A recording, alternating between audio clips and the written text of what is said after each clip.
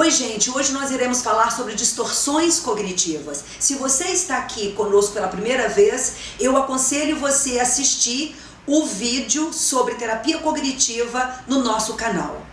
As distorções cognitivas, elas são um campo vastíssimo que ocasionam muitos problemas para a própria pessoa e para os relacionamentos. As distorções cognitivas, elas podem ocorrer em número diferente e intensidade diferente. Dependendo do uso delas, é que a gente vai conferir a cada pessoa ou aos relacionamentos o grau de saúde e ou patologia.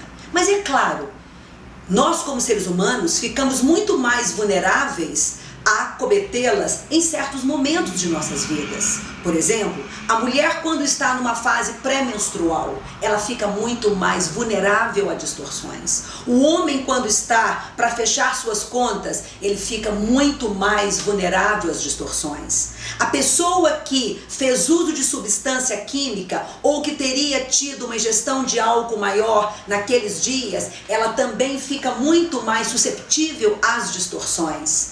Caso algo tenha ocorrido na sua vida e que tenha tido um impacto mais forte também, você provavelmente vai estar também mais vulnerável a essas distorções. Todos nós as cometemos, mas a questão é, que tipo de distorções são estas? Para que nós comecemos a aprender, fazer um autodiagnóstico, para depois nós diminuirmos e combatermos o uso de distorções, para que nós nos salvaguardemos e possamos dar a nós mesmos um grau de funcionamento psicológico melhor, é importante primeiro nós conhecermos quais são essas distorções. E elas acontecem em todos os relacionamentos.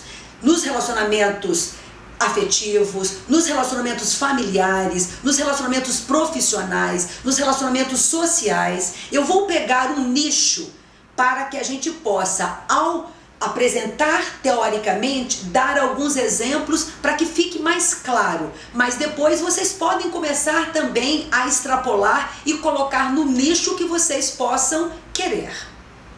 Pretendo aqui colocar no nicho do relacionamento a dois, no nicho do relacionamento amoroso. Por exemplo, a pessoa que tem uma tendência a catastrofizar. A catastrofização é um tipo clássico de distorção. O que seria essa catastrofização? É a tendência da pessoa a pensar sempre no pior. Por exemplo, um casal marcou um encontro. A pessoa realmente atrasa. A pessoa que está esperando pode pensar, ele não virá. Ou seja, já colocou no atraso uma lente aumentada de distorção. Um segundo tipo seria a generalização. São pessoas viciadas a colocarem o tudo, o nada, o sempre. No caso do mesmo atraso, é sempre assim. E só comigo. E nunca ele realmente dá conta de chegar no horário. Ou abstração seletiva, aquele casal que, por exemplo, vai para um passeio. Depois voltam do passeio. Eu converso com um, eu converso com outro. Para um, o passeio foi uma maravilha. Para outro, ele me diz, foi péssimo. E aí você pergunta por quê? Ele realmente fala que foi porque brigaram, o tempo todo. No que você vai conferindo, e até porque você tem também as informações do outro lado, foi uma única briga, num passeio de muitas horas e dias. Ou seja, aquele que distorceu fez uma abstração seletiva, colocou a briga no caráter do todo ou colocou a briga em relação a qualquer entendimento ou abordagem sobre o fato. Os imperativos também são muitas vezes cometidos por aquelas pessoas que já vão para o relacionamento muito já baseadas em como as pessoas teriam que se comportar. E se uma pessoa não se comporta da forma como ela espera que a pessoa se comporta, ou que ela acharia que classicamente a pessoa deveria se comportar, por exemplo, ele teria que ter ficado comigo o tempo todo naquela noite. Ou seja, ela também já começa a ser devastada pela distorção do imperativo. Ao invés de teria sido melhor que ele tivesse ficado, considerando a minha primeira vez de estar com ele naquele ambiente.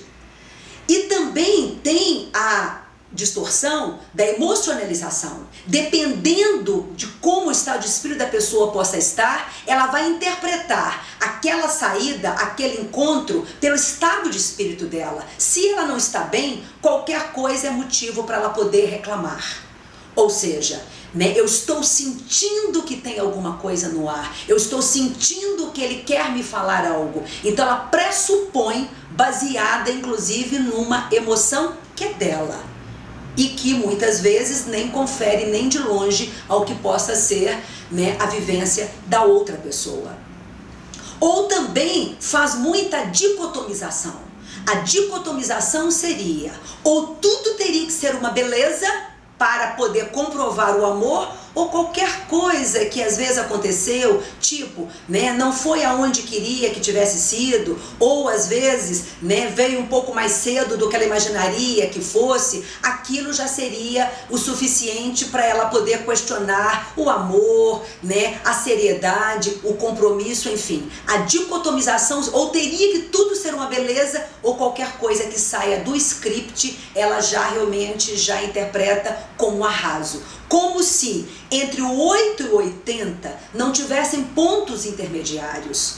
Ela não conseguisse realmente fazer uma mediação, eu não conseguisse também entender que na plasticidade da vida ou na plasticidade dos relacionamentos, algumas questões podem se desencontrar e que isso realmente faz parte da vida naturalmente.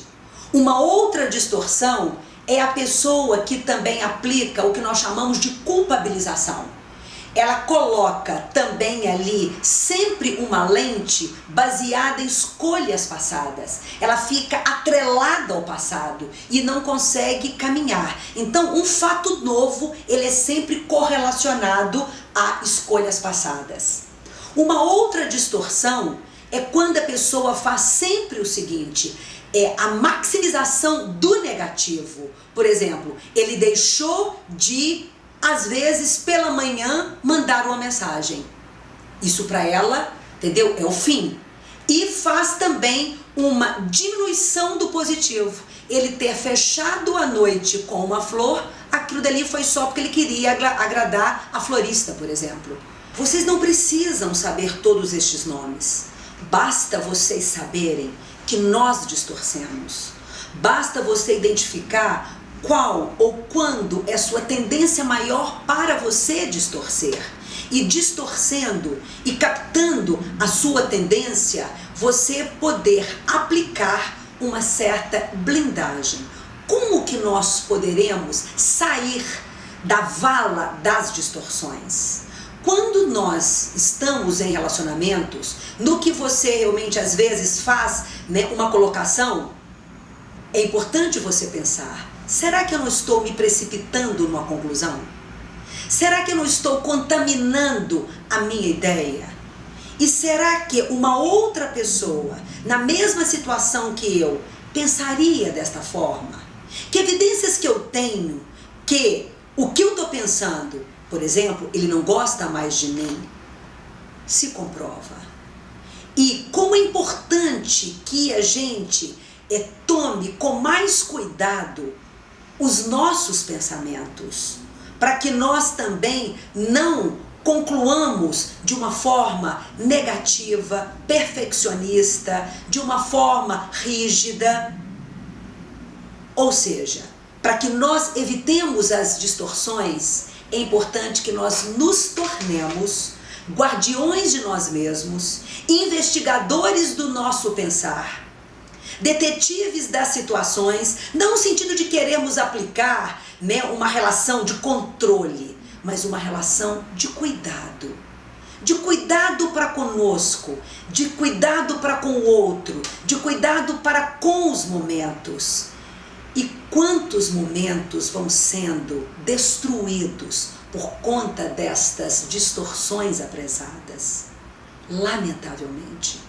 Depois que eu fui conhecendo sobre distorção e a importância da distorção, eu fui ficando muito atenta a mim mesma.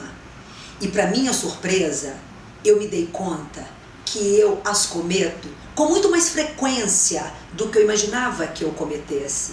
E na medida em que eu fui aprendendo a situá-las, evitá-las, repará-las, e posso dizer a vocês o quanto que a minha vida melhorou consideravelmente. Hoje, não é qualquer atropelo, qualquer discussão que me tira de uma situação.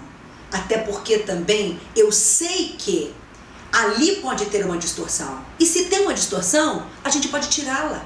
A gente pode pensar de uma forma diferente. A gente não precisa de ir embora. A gente não precisa dormir sem conversar com a pessoa. A gente não precisa amarrar o dia todo. A gente não tem que amargar o final de semana. Simplesmente a gente pensar, foi uma distorção. E isto prepara todo um clima posterior de reparação. Querendo saber um pouquinho mais sobre isto, você poderá, inclusive, conferir no nosso segundo livro, que se encontra à disposição aqui na clínica, também querendo falar conosco pelo nosso e-mail, pelo nosso telefone, ou até mesmo pessoalmente querendo vir nos dar a alegria da sua presença para um café. Bem, pessoal, você merece um cuidado consigo mesmo, com as suas distorções. E os seus relacionamentos merecem também que você cuide para que as distorções não sejam tão devastadoras, mas que sejam luzes para que vocês possam, assim como eu tenho feito, conseguir um estado de equilíbrio maior.